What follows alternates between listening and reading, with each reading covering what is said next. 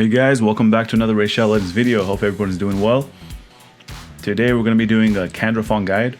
So again, the reason why I'm working on this guy is because he is one of those veiled champions, because I have Duchess Lily too. So I worked on him because of that. So I saw some synergy with Duchess Lily too. So again, we're going to be going over skills, artifacts, and masteries. Like all my guides, we're going to review them and we're going to showcase them and give them a final rating. Sometimes I forget to do that. Probably will forget in this video too. So Candraphon is a force affinity and he's a legendary attack type champion. He's part of the Demon Spawn faction. It seems like I have way too many Demon Spawn champions, especially legendaries. So before we even look into that, I'll show you guys. Go to Demon Spawn and then look at the legendaries. Most of mine are coming from here. So using Candraphon, I actually managed to get into Platinum Arena. He's actually really good. I don't even use Skull Crown because of how good he is. So this guy's abilities: Punish Hubris, places an extra hit if the target is under an increased attack buff. So if the champion that you're attacking has increased attack, he's gonna hit them twice. So he usually does around like 23,000 per hit. He does ignore a lot of defense because the way that I built him. So he's gonna be attacking 23 plus 23. So he's gonna be doing around 46,000 damage. Boom! 2 plus 2 is 4, minus 1, that's 3 quick maths. And he can do more damage if you book him, but he doesn't really need any books because he's an arena specialist. Butcher's Bleed is his best ability. He grants an extra turn and resets the cooldown of on the hunt skill. So this is on hunt skill. So if he kills an enemy, he resets it. But what's beast about it is that he attacks, he does an AoE, and then he gets an extra turn if he kills an enemy. So it's pretty crazy, and this is worth booking for that cooldown -1, so it's gonna be a 3-turn cooldown. So that is actually worth booking, but I don't have any books on him whatsoever. So the good thing about partnering him with Duchess Lily 2, he does not need to use this at all.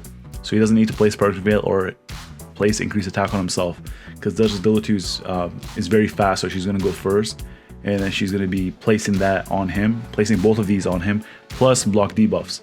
So that's gonna help you stay dominant in arena with Torment on the field. And his passive abilities will make him really good, because his damage increases by 40% if he's under a veil or perfect veil buff, and you throw that attack the attack up. It's very crazy. His aura skill increases ally attack in the arena by 33%. I do not use him as lead, but we're going to try him out in this video as lead in one battle. So yeah, his kit is very good. He looks like a very good damage champion. He can deal a lot of damage. And he's pretty durable compared to Excruciator. When I was using him in Arena, Excruciator died really quick with one hit. This guy actually survives with AoEs. So let's go over artifacts. So I'm using Savage set so I can ignore defense, because people are running a lot of defense in Arena now. So if I can use Savage, I can ignore, 25%? Ignores 25% of enemy defense. So one set of Savage is 4 pieces. So that only leaves me room to place crit rate, so I can get his crit rate as high as possible. So let's look at this. So substats you're looking for Candraphon. You're gonna be looking for crit rate, try to get as close to 100%. You're looking for crit damage, attack percentage. And then the bonuses are HP if you can get it. I would actually put resistance a little bit higher than HP if you don't have a block debuff champion, because you want to be able to resist the freeze, so you can actually get a turn. So I would actually put resistance up there and then put HP and whatever defense, whichever one you want, but not as a priority. So as you can see here, we have 11% crit rate. We get a lot of resistance here. You get HP percentage and crit damage percentage, so that is good. He doesn't need any accuracy at all, so we got crit damage, we got speed and crit rate. And speed, he does not need to be really fast, but even though he is a pretty fast champion, he's got 96 base speed. We got crit rate, crit damage here. We got 80% crit damage here as a primary, so I have to go with that. I was actually able to get him exactly 100% crit rate without running crit rate on the gauntlets. So you gotta go crit damage primary here. If you want, you can go crit rate. And we got 19% crit rate right here. That's a lot, that's crazy. So for the chest plate, we went attack percentage primary. We got crit damage, we got speed. And then for the shoes, or the boots, you got attack percentage primary as well. We try to get as much attack as we can. We got 18% crit rate. So I did get some pretty nice rolls with these artifacts. Now let's take a look at his accessories. So you got attack primary right here, and you try to get as whatever you can. So I try to go with defensive stats, HP and defense. And then for the necklace, you want to go with crit damage. I max that out so you get that 33% boost. And that's about it. Try to get some resist if you can. For the banner, you can either go resistance, which is probably a safer idea, but I was pretty greedy and went for that 338 attack, because I do have block debuffs from Duchess Lilitu, so I'm able to switch this into an attack. And we have some speed on there, some attack percentage as well. So let's take a look at the total stats. 33,705 HP. He is a legendary champion, so compared to Excruciator, he does have much more HP than her. She had like 19,000 maxed out. 4,651 attack. That is pretty good. And we got 126 speed. That's pretty low, but he can actually get his turn with Terminator boosters. 100% crit rate. That is perfect. I don't think I've ever done that before. That's the first time I've done that. 218% crit damage. That's good. And we got 107 resistance, which is pretty low. So we're gonna go and review Candraphon before we go over masteries. So arena offense, I'm gonna give him a 5. Campaign locations, I actually haven't tried him out, but we can try him out. We will do that before I rate him. So we're gonna go. I can't. You can only do once a day. So I'm gonna go ahead and give him a 4 for now. For campaign locations, I'm pretty sure he can solo campaign. Brutal probably. Clan boss, he is useless. So I'm gonna give him a 1. Spider's Den, I'll give him a 3. He's good early game. Spider's Den, not good late game, because that damage, the amount of damage that he does is not very good for Spider's 20. So he's gonna be a 3 for Spider. He has an AOE, but he needs to charge up if you don't have another person that can place Veil on him. Arena defense, I'm gonna give him a 4 because you are not controlling him. Minotaur's Labyrinth, I'll give him a 4. Magic Keep, 4. Dragon's Lair, give him a 4 as well. He's good against the ads, I guess, but not really, like the first 2 waves, but not really against the dragon. Farnight's Castle, this guy's not good in Farnight's Castle. I'll give him a 2 because he's able to do some damage against the waves. Ice Golem's Peak. Why is he rated so high in Ice Golem's Peak? He's rated too high in Ice Golem's Peak. I'm going with 3. Force Keep 4, Void Keep 4, and Spirit Keep 4. So yeah, he is an arena specialist. So this guy's 5 out of 5 in arena. Recommend artifacts are supposed to be for arena, but made by Plarium, so they went with the offense. And yeah, I guess that's okay. This is okay, but you need some crit damage on there. So we're gonna go ahead and submit these. So we went through the offense route. So this is specifically an arena build. So you got to get Shield Breaker in case people have shields on their team. You're going to be able to do more damage by 25%. We went with Ruthless Ambush, so you can deal more damage on the first hit on each enemy. So that's most likely going to be his AoE attack that does so much damage. You're going to see later. Cycle of Violence. He has a 30% chance of decreasing the cooldown of a random skill if the damage inflicted with skills exceeds 30% of the target's max HP. That actually does happen often. Opportunist, increases damage inflicted targets with stun, sleep, or freeze. So I am partnering up with Torment. So if they are frozen, he's going to be doing more damage on them. Blood Shield, he places a shield himself when he kills an enemy. Pretty self-explanatory. And you can go for 2 different routes here for the tier 6 mastery. You can either go for Flawless Execution, get that 20% crit damage. We don't need that. So we went with the Gamble Helm Smasher. This is the first time I think I've done this. So he has a 50% chance of ignoring 25% of the target's defense. So combine that with his Savage set, he has a 50% chance to ignore 50% of the target's defense. And that is crazy because he has an AoE, so that's going to be a 50% chance per enemy. And we went for the defensive route because he does not need any accuracy abilities. So you went all the way down to get Bloodthirst. When he kills an enemy, he heals by 10%, so that is good. Wisdom of Battle is very good right now for Arena because of Torment. So he has a 30% chance of placing block debuffs for 1 turn on himself when Stun, Sleep, or Freeze expires. So that can come in handy. Stubbornness, he increases resistance by 10 for each debuff on him. So just in case you get some debuffs placed on you, this will increase your resistance. Maximum up to 30, but better than nothing. Retribution, so he's going to counter when people do a lot of damage on him, 25% of their max HP. Deterrence is good too. He has a 20% chance to counterattack, so this guy does a lot of damage. So that 20% chance to counterattack an enemy when they apply Stun, Sleep, or Freeze on an ally is pretty good. So that's it for the masteries, guys. We try to go through it very quick so we can get on with the show. So I actually did manage to reach Platinum Arena because of him. Let's check my battle log. Probably people are beating me. Yeah, I lost a lot. So my defense was this right here. So Arbiter lead, Duchess Lilitu, Candraphon, and Torment the Cold. I'll probably switch it out to something else, but I just want to see how he performs on defense. Yeah, the fights here are pretty brutal, so we might actually lose a lot of matches. But we will try our best. So the thing about Candraphon, he's not really a Torment the Cold Slayer. Why am I using Excruciator? He's not really a Torment the Cold Slayer. He's just that huge damage dealer. So we're gonna run him as lead, so increase ally attack in the arena by 33%. And we're gonna bring Arbiter in there. And yeah, let's do this. Let's do this. So first things first, we put him under Veil, and then we increase his attack and place block debuffs. Increase his turn meter. Alright, so now it's his turn. So these guys do have some defense up. They do have a shield on them and defense up. So yeah, we'll still kill them. Let's slow this down. So notice that you kill them, he's gonna get another turn right now. So we're gonna go, we can probably kill Apothecary. No, we can't. If he had increased attack on Apothecary would have died right there. Yeah, we're just gonna kill Apothecary. We'll try to face a harder team after this.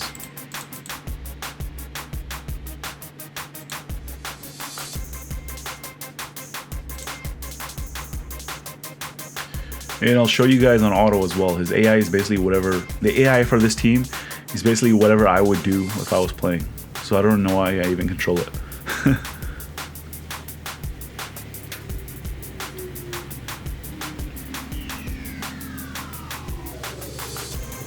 71,000 damage, not bad. Yeah, but these fights are brutal. Like, this was an easy fight, but right here, we're gonna go against this team, Torment the Cold team. And we're gonna throw this one on auto. So he's not a counter to Torment the Cold. I'm not saying that he is. Excruciator is. If I brought in Excruciator, I can probably kill this Torment. But this is not an Excruciator showcase.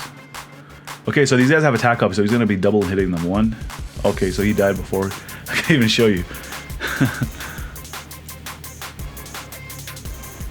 So he's a good counter to champions team compositions that have Arbiter, because she places increased attack on the team, and then he's gonna be double hitting everybody. I actually want to make a team that's a Veil team, because people are underestimating Veil. I guess it's because I have Duchess Lilith too. Not to brag, but I think she's the best. Like, she's the one who makes the Veil team compositions go, because she's a really fast champion in general, has a lot of health. I think she's one of the best supports in the game.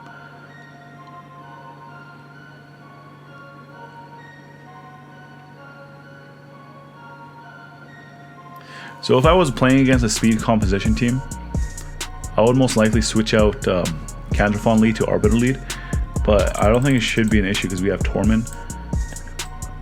Even though a lot of people, let's try against this team. We're probably going to lose against this team. Dracomorph, Torment, Lysandra, I think that's her name, right? I always forget her name. And Harvest Jack. We're going to go against that team. Just a showcase, just for science. I'm not listening to you. You only believe in science. That's probably why we never win. We never win because you are fat. So we're not going to be running a speed lead of our own. We're going to be sticking with the 33%, even though that's a bad idea, but we're going to do it. We're just relying on Torment to freeze everybody. Okay, we got 3 freezes, so that's good.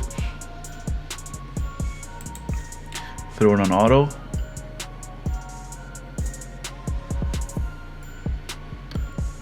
Come on, are you guys ready for the AoE? Let's do it. Okay, we got a kill, so we can go again.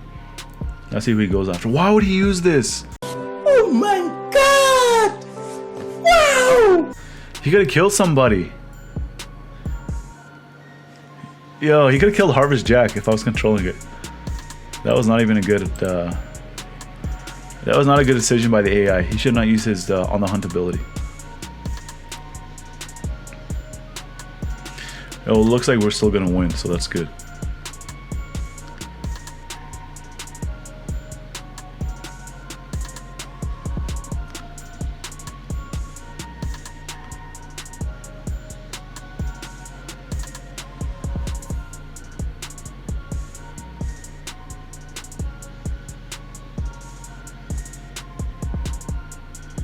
So he is pretty, I mean, she's not a damage dealer, but he is pretty durable compared to Excruciator.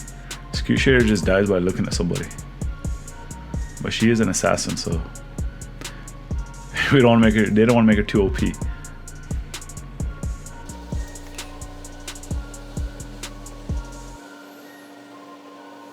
I think even using Skull Crown with Candraphon is beast, because you can probably wipe the whole team if they both get turns. But who would I take out? probably Torment. I'm gonna try that out. I'm gonna take out Torment, put Skull Crown with Candraphon on the same team. We'll see how things go, because they're both beast damage dealers.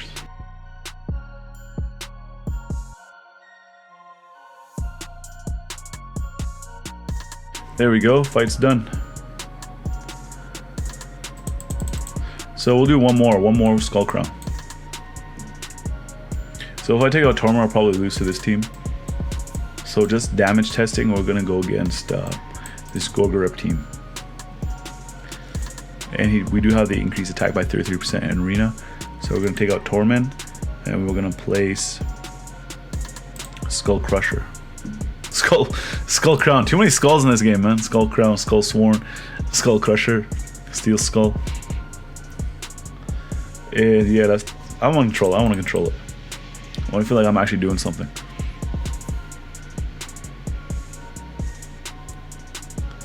Oh, I did not want that to happen.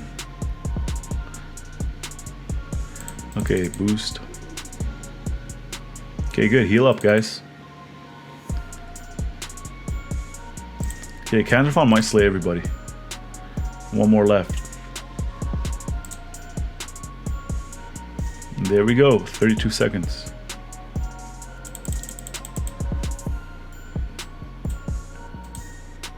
I hate going against Madame Cerise, but we're going to do it for this video. For science. Bruh. By the science guy. Okay, good, he didn't provoke her. Oh, that was actually perfect that they went first, because if we went first and did this, Madame Cerise would go next and then remove everything, and it decrease our attack and defenses, whatever she does. Move our buffs and stuff. So that was actually perfect. Oh, how much damage he did against her? Oh man, this is funny. This is hilarious, man. This is a pretty powerful team.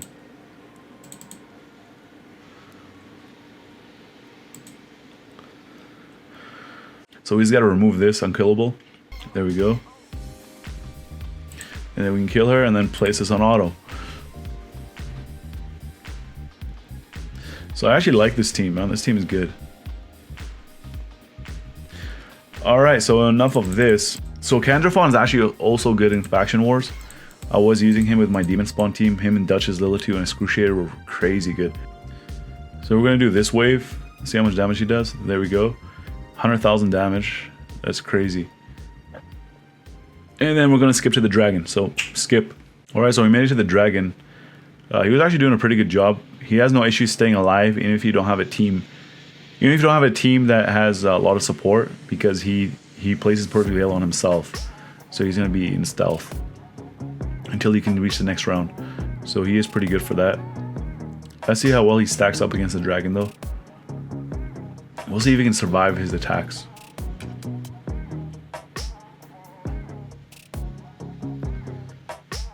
Oh, he took it down, good. So you got half health after Dragon Fire. So we're going to place this on 2x speed now, and we're going to look at his overall damage.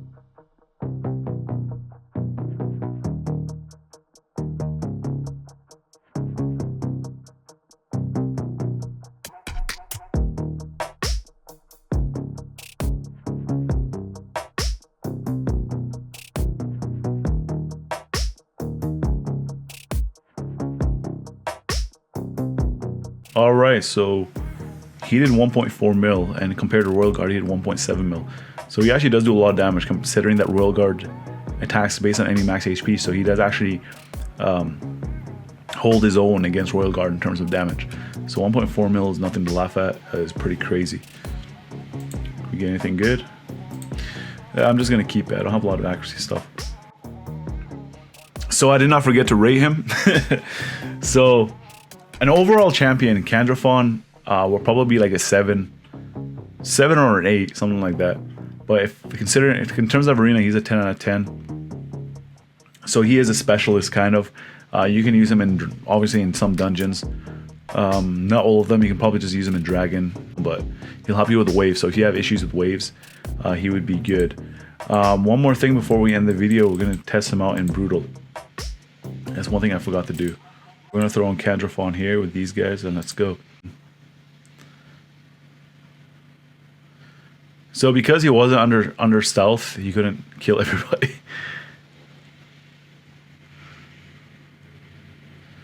Yeah, you should have saved that, man. The AI, man. Let's see if we can even do it. You might not be able to do this, man. Okay, good thing we got that shield. That shield really helps. Oh, we're at 43 seconds, man. This is taking too long. What if that bomb kills him? I don't think it will, but what if it does? Oh, there we go. So almost a minute. So 2 seconds shy of a minute, and he was able to do it. So he is capable of doing it, but he's not a fast campaign farmer. So I guess a 4 is good enough for him. So that's going to be it for the video, guys. If you guys found this video helpful or entertaining in any way, make sure you guys drop a like. It helps me a lot. And thank you guys for the support for the Excruciator video. Really appreciate it. And if you guys are new to the channel and like what you see, then consider subscribing. I make Raid Shadow Legends content almost every single day. And while you're at it, you can enable notifications if you want to stay up to date on all my latest content. So as always, I want to thank you guys for watching, and I'll see you guys in the next video.